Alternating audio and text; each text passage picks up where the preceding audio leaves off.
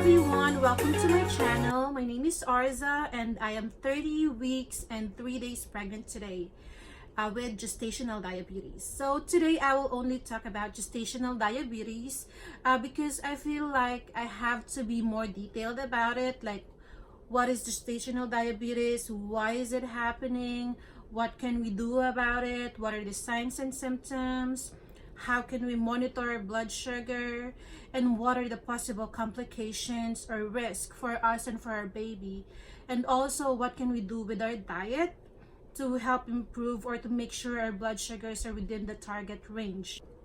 So what is gestational diabetes?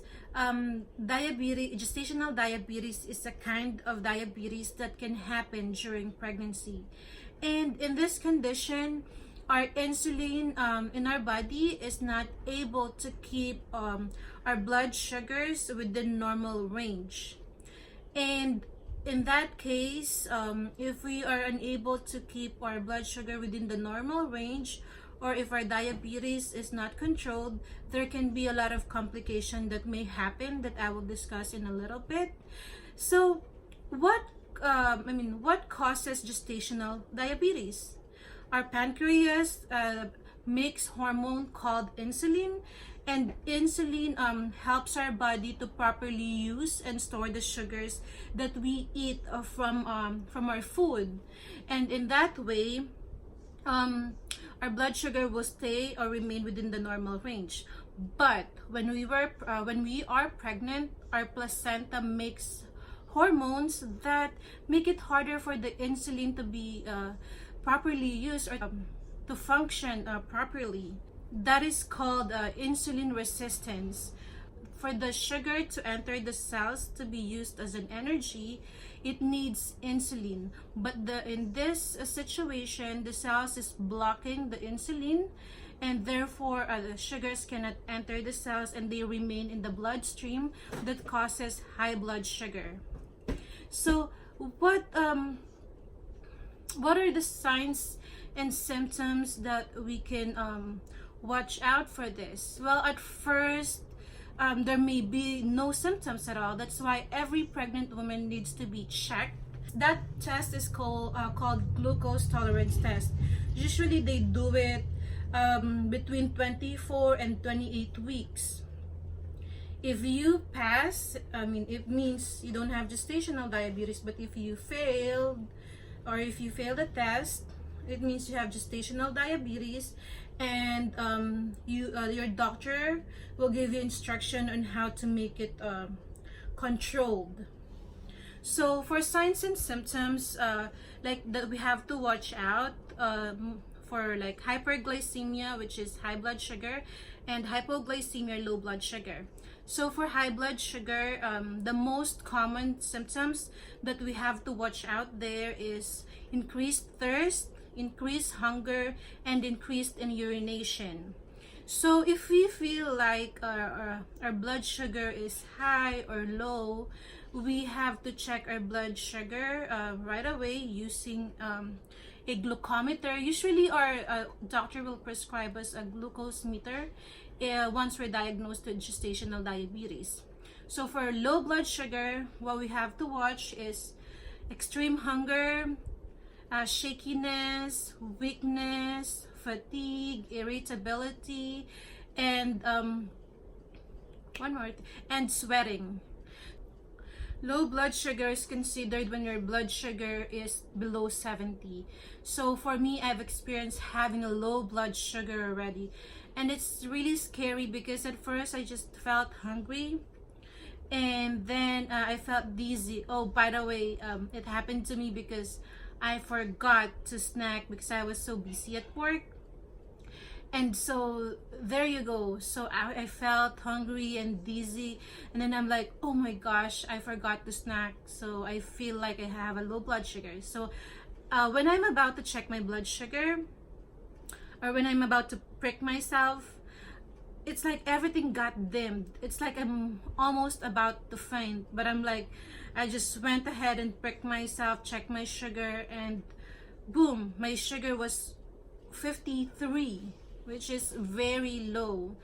And therefore I took a glucose tablet and I ate my apples because I brought apples for my snack. And gladly, after 15 minutes, it went up to about, it was 98. And then, but then still I feel so weak and a bit dizzy.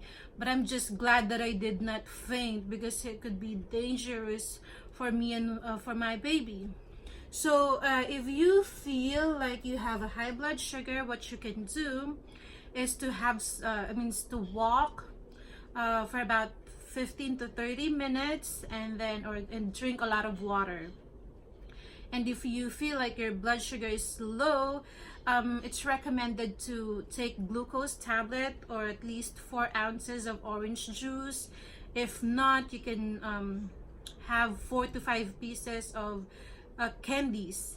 So any sugary candies or a regular soda, anything that will help your sugar get high very fast, because we don't want you to go very low on your sugar, because that can be dangerous. It can cause seizure or even coma.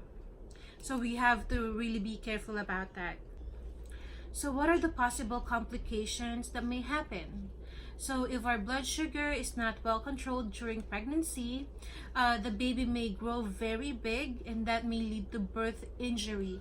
And birth injuries such as dislocated shoulder or injury to any parts of the baby's body, and also difficulty being born because they're too big, and it's so hard for them to pass the birth canal. That's why sometimes your OB or your doctor will decide for you to have a C-section if they feel like it's the best way and it's the safest way to deliver the baby.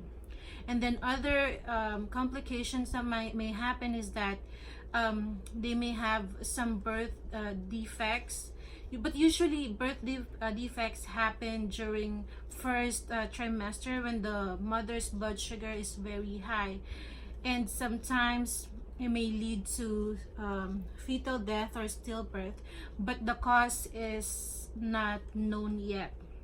And other complication is that the baby may be born with a very low blood sugar, because they're so used to getting a high blood sugar from their mom. But when they're born, the supply is cut, but their pancreas is creating more insulin without enough glucose, and that will lead to hypoglycemia, which can be very dangerous to the baby.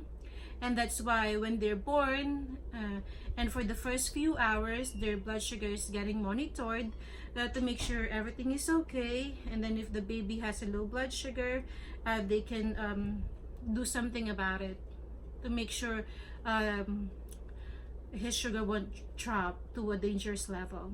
Having gestational diabetes is very difficult, because we have to follow a diet and an exercise regimen to make sure our blood sugar will be in a normal range.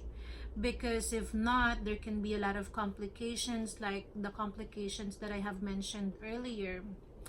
And in that case, if exercise and diet alone is not helping to control your blood sugar, your doctor may order a medication. It can be an oral medication, oral tablet, or an insulin. But insulin is the preferred medication since it doesn't cross the placenta, unlike oral tablets like metformin. Also, I have some list here that may help you too on how to take care of yourself at home. So if your doctor prescribed you insulin, make sure to take it as directed. And also to check your blood sugar as prescribed as well. Okay, also your doctor may ask you to monitor your baby's movement, or your doctor may ask you to report how many times in an hour you feel your baby move. Usually within 1 hour, they want you to feel 10 movements that include kicks, any kinds of movements. And of course, eat a healthy, balanced diet. They also recommend for you to see a dietitian to help you on how to spread your carbohydrates throughout the day and how to eat it with how many portions of carbs, of protein, and anything that will help us to control our blood sugar. And of course, do not diet to lose weight. That is not healthy during pregnancy. It's a no. So of course, to get daily exercise, this can help lower our blood sugar. Walking and swimming are good choices, but do not do any exercise without talking with your provider first. Also, I have a list of dietary guidelines for gestational diabetes. So here it says here to eat a balanced meal, includes protein, and that's like cheese, cottage cheese, meat, poultry, fish, eggs, tofu and peanut butter. And also eat 3 meals and 3 healthy snacks 2 to 3 hours apart at the same time daily. Be sure to eat breakfast less than 10 hours after your bedtime snack. Avoid high sugar foods like sugar, honey syrups, jams, jellies, juices, cakes, donuts, cookies, and candies, or any sugary drink. So also, we have to limit our fruit to 1 small serving with the meal, except breakfast, or with another food at snack time. So it's very important to limit our weight gain during pregnancy. Gaining too much weight can make your blood sugar harder to control. So desirable weight gain is about 1/2 to 1 pound every week during the last 6 months of our pregnancy. And then tips to limit weight gain. Fill up on non-starchy vegetables. Good choices are broccoli, spinach, kale, bok choy, and green beans. Limit high-fat foods such as fried foods, gravy, sauces, salad dressings, butter, margarines, and etc. Daily exercise tip. A 10 to 20 minute walk after meals help lower blood sugar. If you have been told to limit activity, ask your physician or other healthcare professional about safe exercises for you. I mean, there are a lot of recipes that you can find online which are people that has diabetes or gestational diabetes. Especially in Pinterest, I've seen a lot of recipes that are really good. That is recommended for people with gestational diabetes. So guys, if you have any questions or suggestions or any feedback, please let me know, and I will really appreciate it. Just put it in the comment box below, and if you like my video, please like and subscribe for more updates and for more videos. Thank you. Bye.